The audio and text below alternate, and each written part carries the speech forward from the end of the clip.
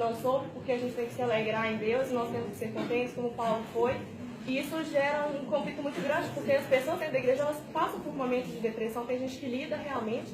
E eu sei que tem pelo menos uma pessoa aqui, se não várias, que lidam com pensamentos de suicídio mesmo. E aí eu queria saber como que o cristianismo, ele lida com essas situações, o cristianismo e a depressão, e o cristianismo e o suicídio, esses pensamentos de suicídio. Uma pergunta fácil aqui. Voltemos evangélico.com, você coloca lá na busca suicídio, tem ótimos artigos sobre isso, diferente de algumas posições meio extremistas no meio evangelical. A pergunta, só para repetir pessoal, é como a fé cristã ela responde ou lida com questões como depressão e suicídio. Um colega publicou um texto, eu sou editor de uma revista virtual chamada Teologia Brasileira, e um colega chamado Juan de Paulo, ele publicou um texto muito bom, acho que uns 2 anos atrás, quando 2 pastores se suicidaram em sequência, ok? Sua pergunta é específica demais, vou tentar ser um pouco mais genérico, ok?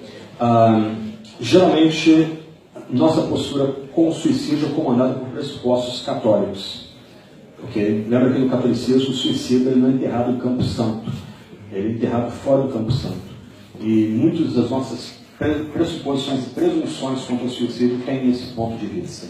Então, em linhas gerais, o suicídio é uma tentação para cristãos genuínos também. E na história, alguns cristãos genuínos chegaram ao suicídio por N razões, não só por depressão. Por exemplo, na Segunda Guerra Mundial, um major-general alemão chamado Heinrich von Treschkov, ele estava envolvido num plano para matar Hitler.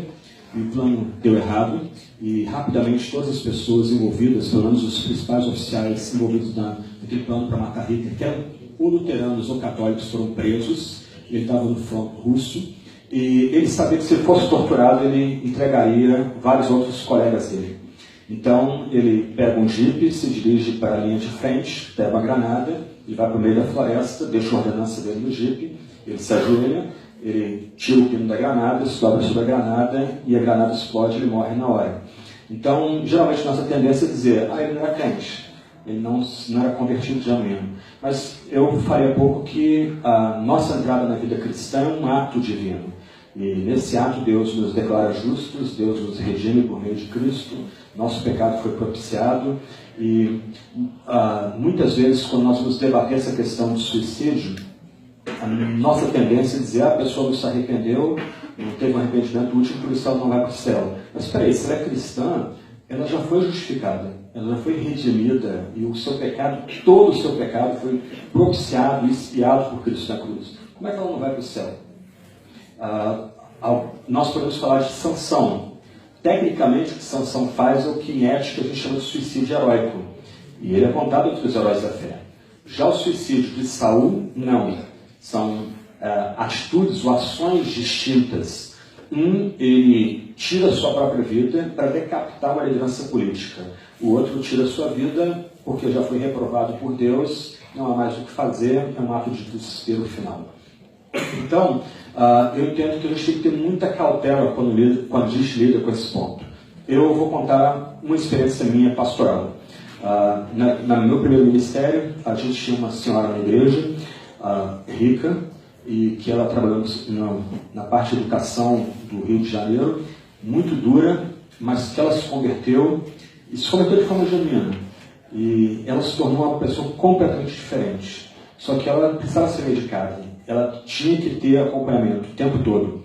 Se não era filha, havia pessoas da igreja para ajudá-la, mas num único fim de semana ela não teve acompanhamento. E ela pulou do 3º andar do prédio dela depois de 72 horas sem ser medicada. E aí, como é que lida-se com isso? Simplesmente diz, ela perdeu a salvação, ela não era crente genuína. É muito fácil esse tipo de abordagem, que não é nenhuma abordagem protestante, distintamente reformada ou bíblica. Para nós, a salvação já foi inaugurada no passado, e Deus vai nos sustentando. Mas, algumas vezes, por contingências outras, a gente vai enfrentar provações que também são físicas e são químicas, e elas estão além, muitas vezes, da nossa própria ação.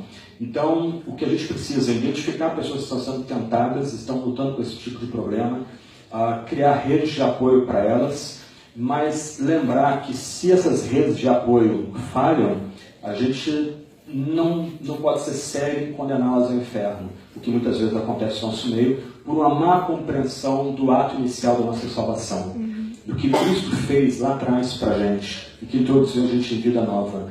E, do outro lado, eu acho muito curioso, se a gente for falar que há gradações de pecado, alguns pecados que são mais chocantes para Deus do que outros, isso está na Confissão de Westminster, a maior parte da gente vai ficar chateado, não pode, todo pecado é igual, não há pecadinho, não há pecadão, nosso discurso típico protestante. Mas então, se esse é o nosso discurso típico protestante, por que uma pessoa que chega ao suicídio, e uma pessoa que chega a essa posição, uma pessoa que perdeu toda a alegria em si mesma, toda a esperança, ela chega a uma situação muito dramática, porque ela então perdeu a salvação, se todo pecado igual perante Deus. É uma questão só para colocar aqui, mas eu acho que falta um pouco de tato e compaixão da gente quando a gente lida com isso, além de uma estrutura realmente bíblica do que é salvação. Não sei se Augusto...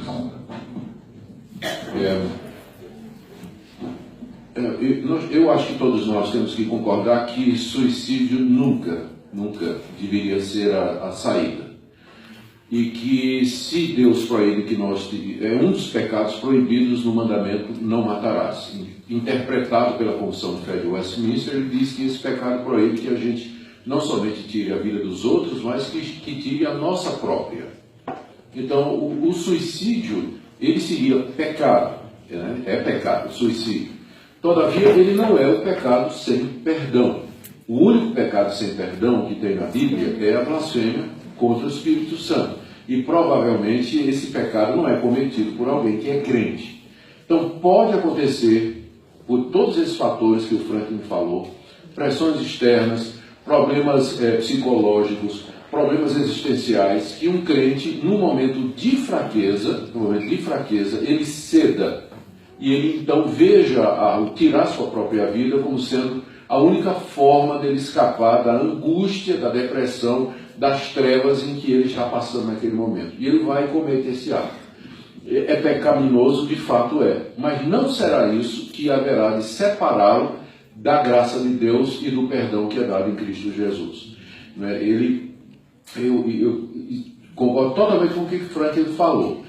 Se a nossa salvação vai depender de, na hora da nossa morte, a gente ter colocado em dia todos os nossos pecados, então pouca gente vai escapar aqui.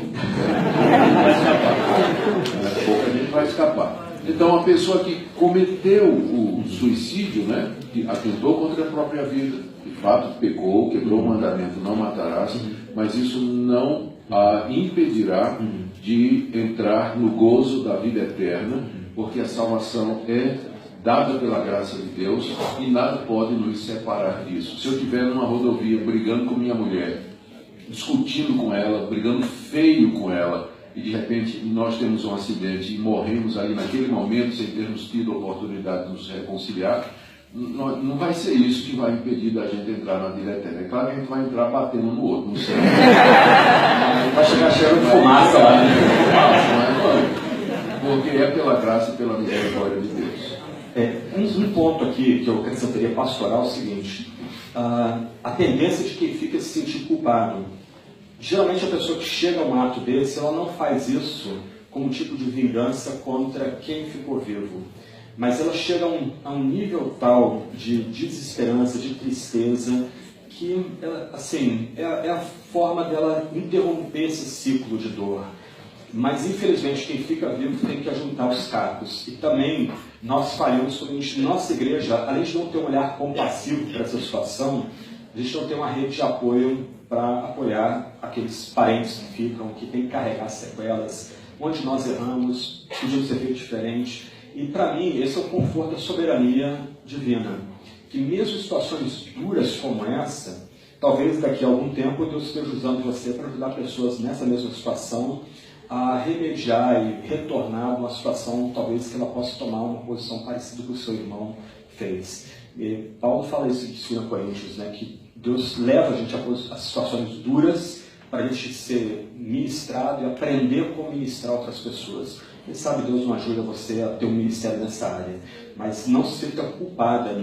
Infelizmente não tem como programar isso, antecipar isso, infelizmente. Às vezes uma única brecha numa rede de apoio leva pessoas a essa situação. E aqui, deixa eu deixar claro, eu vejo gente assim, infelizmente na mentalidade, sendo franco com vocês, muito boba. Você dizer isso, você vai abrir possibilidade para outras pessoas fazerem isso. Não tem nada a ver.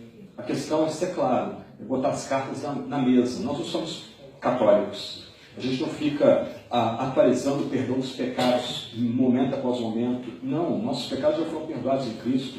Lembra de Miqueias, nossos pecados foram lançados mais profundo do abismo. Eles não suscitam mais ira em Deus porque eles foram propiciados. Ponto, acabou. O que a gente tem que saber com essas informações é como lidar com casos assim. Chama compassiva, misericordiosa, bondosa. Ponto. Vocês querem? Não, eu ia só dizer isso mesmo, que o fato de que a gente olha para o suicídio dessa forma, como foi falado aqui, como não sendo pecado sem perdão, isso a gente deve colocar de uma forma cuidadosa para não parecer que a gente está dizendo para você que está desesperado, angustiado, em trevas e assim, que o suicídio é a solução para os seus problemas, porque não é. Você vai deixar para trás gente que vai levar marca, culpa, angústia o resto da vida, e é pecado, não é o pecado sem perdão, mas não está certo, não é dessa maneira que Deus deseja que você resolva seus problemas e suas dificuldades. Então, só para dizer isso aqui, ninguém está encorajando, né? Deus nos guarde. E se você está aqui com algum pensamento suicida, não quero supor que aqui ninguém pense isso, é bem possível que vários de vocês tenham depressões e pensamentos suicidas. Não se isole. A pior coisa que você pode fazer é se isolar. Procure ajuda do seu pastor, de um irmão na fé. Procure ajuda. A igreja existe para isso. Próxima pergunta.